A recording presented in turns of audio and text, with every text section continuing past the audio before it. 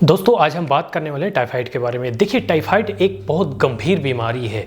यहाँ तक कि टाइफाइड का अगर सही समय पे इलाज नहीं होगा तो जो इंटेस्टाइन है, जो आंतड़िया है, छोटी आंत बड़ी आंत जिसे कहते हैं, वो फट तक सकता है, उसे ब्लड तक आती है स्टूल से। खास करके बरसात के मौसम में ये बहुत जल्दी लोगों को होती है टाइफाइड। और टाइफाइड इतनी गंभीर समस्या है कि इसकी बुखार करीब 1 हफ्ता 10 दिन 1 महीने तक होती है, वापस भी आ जाती है। ये बहुत ही खतरनाक बीमारी इंसान को कमज़ोर बना देती है। क्या क्या होती है, क्या क्या सारे सिम्टम है इसके, और क्या कैसे इसको इलाज कर सकते हैं, क्या क्या ट्रीटमेंट है, सारी चीज़ें हम इसके बारे में बात करेंगे। देखिए अगर हम कॉजेज की बात करें, कौन कौन से कॉजेज है, तो बैक्टीरिया एक प्रकार, ये होने वाली बैक्टीरिया वायरस से नहीं होती है। टाइफाइड एक बैक्टीरिया से होती है, ये बीमारी है जिसका बैक्टीरिया का नाम है सैल्मोनेला पैराटाइफी। इस प्रकार की बैक्टीरिया से होती है।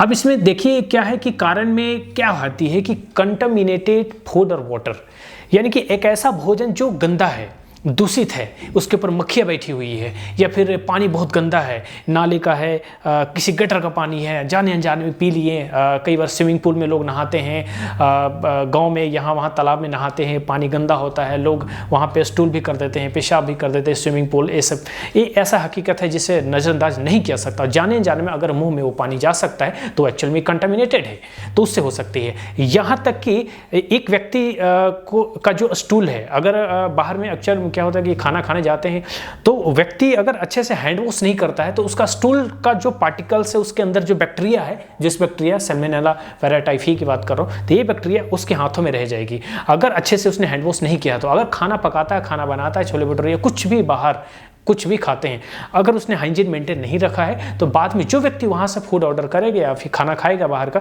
तो वो उससे ट्रांसफ़र उसके हाथों में हो जाएगा। फिर उसके बाद वो व्यक्ति जैसे ही खाना खाएंगे तो उसके बॉडी में भी वो ट्रांसफ़र हो जाएगी। इस प्रकार से वो टाइफाइड हो सकती है। और भी रीज़न है जो कि मैंने आपको बताया, पानी, गंदा पानी की वजह से हो सकती है, गंदा खाना की वजह से हो सकती है, एक व्यक्ति का स्टूल का जो बैक्टीरिया है दूसरे व्यक्ति तक पहुँच सकती है किसी न किसी एक जरिए से। तो इस प्रकार से ये फैलता है। एक और है एनिमल्स, जानवरों के थ्रू भी फैलता है। अगर जानवर को इस प्रकार, चूंकि जानवर का जो स्टूल है तो उसके अंदर भी ये बैक्टीरिया पाए जाते हैं, तो उसके थ्रू भी फैल सकते हैं। तो ऐसे इस चीज़ों को ध्यान रखना होगा, साफ सफाई का। इसलिए जब भी खाना खाएं तो खाना खाने से पहले हैंड वॉश करें और खाना खाने के बाद भी हैंड वॉश करें। इस चीज़ों को ध्यान रखें। फल सब्जी बाहर से खरीद कर लेकर आते हैं तो उसके ऊपर भी वो बैक्टीरिया हो सकती है, तो उसको भी धोकर खाना है और हैंड वॉश करने के बाद ही खाना है। तो ये खास करके इन सब चीज़ों को, हाइजीन का खास करके ज़रूर ध्यान रखना होगा। ये खास करके गंदे खाना पानी से ही फैलता है और स्टूल से फैलता है, जिसमें मैंने आपको बता दिया फूड, वाटर, टॉयलेट, पू का मतलब लैट्रिन से, और एनिमल जानवरों से होती है। देखिए जब वो टाइफाइड हो जाती है तो क्या होता है कि बॉडी के अंदर ना इसका इफेक्ट लीवर पे पड़ता है, लीवर में प्रॉब्लम आने लगती है, किडनी पे फर्क पड़ती है, मसल पेन होने लगती है, लंग्स के ऊपर फेफड़ा में दिक्कत आती है, जिसकी वजह से खांसने में, खांसी वाली प्रॉब्लम, सांस लेने में ब्रीथलेस प्रॉब्लम हो सकती है।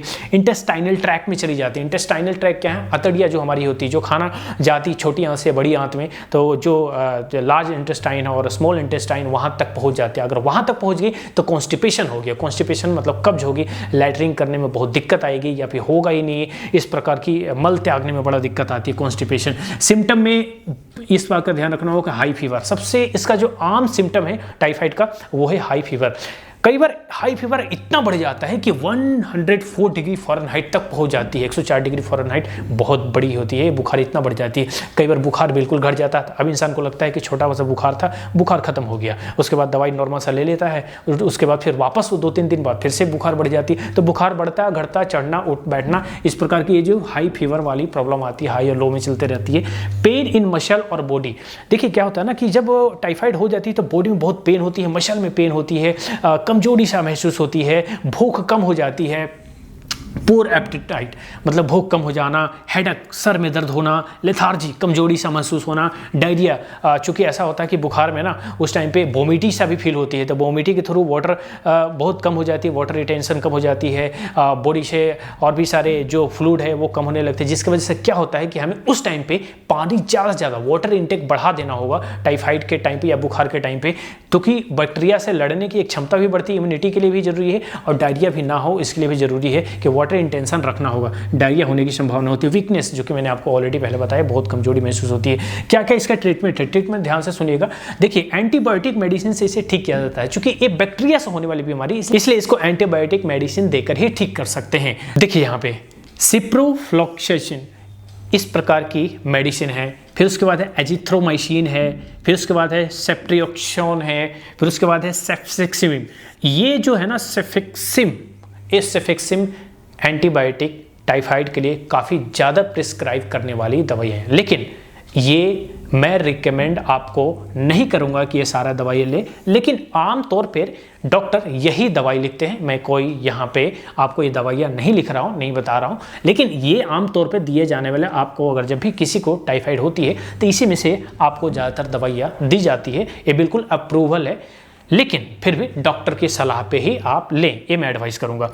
इसके अंदर क्या होती है कि कंट्रोल आपको क्या करना है कि ऑयली जो फूड है और बाहर की जो फूड है जिसमें पाचन शक्ति कमज़ोर हो जाती है उस टाइम पे, तो डाइजेशन ऐसा हो कि खाना बिल्कुल इजी हो, जल्दी से डाइजेस्ट होने वाली फूड आपको लेना होगा। आप मीट उस टाइम पे रेड मीट वगैरह ये सब हार्ड फूड आप ना खाएं, ऐसा फूड खाएं कि बिल्कुल जल्दी से डाइजेस्ट हो जाए। ऑयली फूड, घी, बटर, इससे बचना होगा। ये जल्दी बॉडी में डाइजेस्ट नहीं होता, चूँकि ये इंटेस्टाइनल ट्रैक में पहुँच जाती है बैक्टीरिया, तो और भी दिक्कत होने लगती है। तो उस टाइम पर ईजी फूड आपको लेना होगा। दलिया वगैरह आप ले सकते हैं। अगर आपको डाइजेशन में कोई प्रॉब्लम नहीं आती तो अंडे वगैरह भी आप ले सकते हैं, जो कि प्रोटीन का एक अच्छा सोर्स है। हालांकि आप रोटी वगैरह भी ले सकते हैं, इसके अलावा ब्राउन ब्रेड ले सकते हैं, या फिर प्रोटीन का और भी अलग सोर्सेस है वो भी आप ले सकते हैं अगर आप डाइजेस्ट कर पाएँ तो।